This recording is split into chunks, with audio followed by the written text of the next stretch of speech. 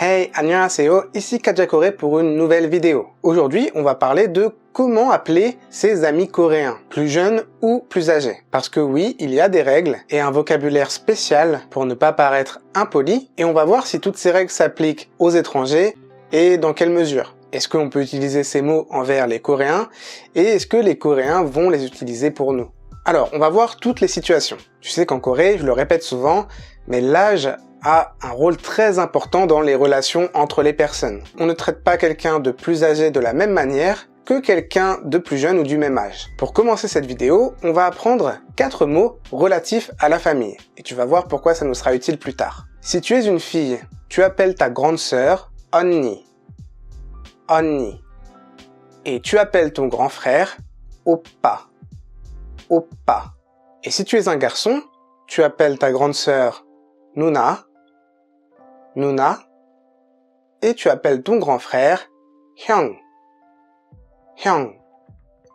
Voilà, ça c'est vraiment dans toutes les familles coréennes. Un petit frère ou une petite sœur ne peut pas appeler son grand frère ou sa grande sœur par son prénom. Il utilise l'un des 4 termes que l'on vient de voir. Eh bien, en Corée, ces 4 mots ont été étendus aux amis. Ils démontrent une certaine affection et un certain respect pour la personne. Mais attention, il faut tout de même certaines conditions pour pouvoir les utiliser sans paraître bizarre. Premièrement, il faut que ce soit quelqu'un de plus âgé, d'au moins 1 an en âge coréen. Impossible d'utiliser ces termes envers des gens plus jeunes, ça n'aurait aucun sens. Deuxièmement, à l'inverse, il ne faut pas que l'écart d'âge soit trop important. Ça ne dérange pas d'appeler un ami plus âgé de 3, 4 ou 5 ans 형, par exemple, mais après 10 ans d'écart, à part si on est vraiment proche, ça commence à faire un peu bizarre. À la place, on va plutôt utiliser le terme d'appellation classique, à savoir si.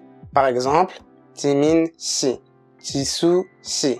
Ça démontre plus de respect que les autres mots que l'on a vus. Troisièmement, il faut être proche de la personne, qu'il y ait des discussions régulières entre vous et un intérêt réciproque. On n'appelle pas oppa le premier venu. D'ailleurs, c'est courant de simplement demander « ça fait un moment qu'on discute et qu'on s'entend bien, est-ce que je peux t'appeler oppa ?» Ou l'inverse également. La personne plus âgée peut dire « bon, à partir de maintenant, tu peux m'appeler oppa si tu veux ». C'est une sorte d'invitation à devenir plus proche et d'enlever un peu de distance socialement parlant. Mais attention, en coréen, je te le rappelle, quand on parle à quelqu'un de plus âgé, on conserve le style poli, toujours.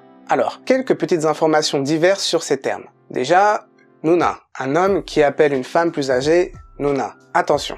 Pourquoi? Parce que dans la culture coréenne, on aime que l'homme soit plus âgé que la femme. Dans un couple, mais pas que. Ça donne une dimension de grand frère en fait. Sauf qu'en appelant une femme Nuna, c'est comme si tu lui faisais remarquer que elle est plus âgée que toi, vu que Nuna s'utilise que pour une personne plus âgée. Alors il y a plein de femmes qui s'en fichent totalement parce que c'est comme ça en coréen, mais certaines femmes n'aiment vraiment pas ça, donc attends bien que la personne te propose de l'appeler Nuna. Dans ce cas-là, ok. 언니 pour une fille envers une autre fille, aucun problème par contre. Ensuite, est-ce qu'on peut appeler son petit ami oppa? Eh bien oui, c'est très courant également. Donc littéralement, on appelle son petit ami grand frère. C'est toujours un peu particulier, mais ça se fait, car comme je l'ai dit, oppa ou les autres, c'est un terme pour montrer du respect et de l'affection. Donc c'est pas du tout choquant en Corée. Mais sinon dans les couples, on peut aussi dire 자기, qui est plus proche de chéri, que ce soit pour un homme ou pour une femme. Pour ce qui est du milieu de la K-pop, quand tu rencontres des idoles, il est globalement accepté d'utiliser ces termes. Attention avec Nuna, encore une fois. Et pour oppa, c'est là où c'est un peu malsain, c'est que ça peut s'utiliser même si tu es plus âgé et que ça se voit pas trop, on va dire. Parce que c'est comme ça, c'est la culture de l'homme plus âgé. Il y a vraiment une sorte d'adoration pour ça en Corée. C'est d'ailleurs vraiment rare que dans un couple, la femme soit plus âgée que l'homme. Et j'ai même connu les parents d'une amie qui ont poussé leur fille à rompre juste parce que son petit ami était plus jeune qu'elle, de 2 ou 3 ans. Donc oui, c'est à ce point et c'est vraiment quelque chose d'important en Corée. Point suivant, avec les étrangers. Et ouais, c'est là où ça nous concerne. La question est assez sensible. Pourquoi? Parce que tous ces principes basés sur l'âge, ils viennent du confucianisme, qui est toujours très présent en Corée du Sud, mais les Coréens savent très bien qu'il n'y a pas ce genre de choses en Occident. Alors de mon expérience, si tu parles en français ou en anglais avec un Coréen, évite d'utiliser ces termes. Ça peut être gênant et assez maladroit. Par contre, si tu parles en coréen, déjà, ça semble un peu plus naturel et moins choquant. Tant que ça reste dans les conditions que j'ai évoquées plus tôt, bien sûr, et que la personne est d'accord avec ça. Par contre, ne t'attends vraiment pas à être appelé par ces termes. Tout simplement parce que tu n'es pas coréen. tu n'es pas affilié à la culture coréenne et ça crée une sorte de blocage, de malaise en fait. Tu ne seras jamais coréen pour un Coréen, comme je te l'expliquais dans ma dernière FAQ. Donc les Coréens t'appelleront presque tout le temps par ton prénom, tout simplement. Parce qu'ils savent que c'est comme ça qu'on fait nous, en Occident. Par exemple, typiquement, ma copine ne m'appelle jamais Oppa. Ou alors c'est justement pour en plaisanter, parce qu'on sait que ça pourrait paraître un peu bizarre. Certains couples internationaux le font quand même, mais pas beaucoup. Ok, tout ça c'était pour appeler les personnes plus âgées que soi. Donc petit résumé, Nuna, Hyung, Anni, Oppa. D'ailleurs, je te l'ai pas dit, mais on peut ajouter le prénom de ces personnes devant tous ces noms. Jimin, Oppa, Jisoo, Anni. Ça paraît même encore plus chaleureux, et c'est pratique si tu te retrouves au milieu d'un groupe avec que des personnes plus âgées que toi, parce que si tu les appelles toutes de la même manière, ça va être compliqué.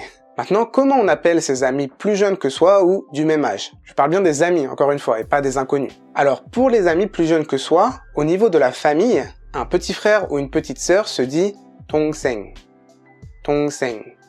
Si l'on veut être spécifique sur le genre, un petit frère peut se dire 남동생. 남동생. Et une petite sœur peut se dire 여동생. 여동생. Mais c'est pas obligatoire, 동생, ça passe partout. Par contre, 동생 ne s'utilise que pour parler d'un de nos amis plus jeunes. Si je dis à quelqu'un d'autre, mon 동생 a passé le permis, par exemple. Mais on ne peut pas appeler quelqu'un directement 동생. Ça ne se fait pas. À la place, on utilise son prénom, tout simplement. Et si la personne a notre âge, on utilise son prénom également. Mais attention, il y a une petite subtilité. Si on parle de la personne, par exemple, « Ah, Jimin est trop beau, Jisoo danse trop bien », aucun problème, juste le prénom suffit. Par contre, si on interpelle quelqu'un, « Jimin, Jisoo », comme ça, le fait d'utiliser juste le prénom, ça va sonner de manière un peu autoritaire. Et les Coréens ajoutent donc un suffixe au prénom. Si le prénom se termine par une consonne, on y ajoute « a ». Et si le prénom se termine par une voyelle, on y ajoute « ya ». Par exemple, Jimin, ça se termine par une consonne, donc quand on veut l'interpeller, on ne va pas crier « Jimin », mais on va plutôt dire « Jimina ». Et ça donne un caractère un peu plus chaleureux. Si le prénom se termine par une voyelle, comme Jisoo, dans ce cas ça va donner « Jisuya ». Et je crois qu'on a fait le tour, j'espère que c'est plus clair pour toi désormais. En description, tu retrouveras le cours lié à cette vidéo qui est disponible sur le site kajakore.com avec tous les autres cours de coréen gratuits, n'hésite pas à aller y jeter un œil. Si cette vidéo t'a plu, n'hésite pas à la partager, à laisser un pouce en l'air et n'oublie pas de t'abonner. Quant à moi, je te dis à la prochaine pour une nouvelle vidéo, c'était Kajakore. 다음에 봐요.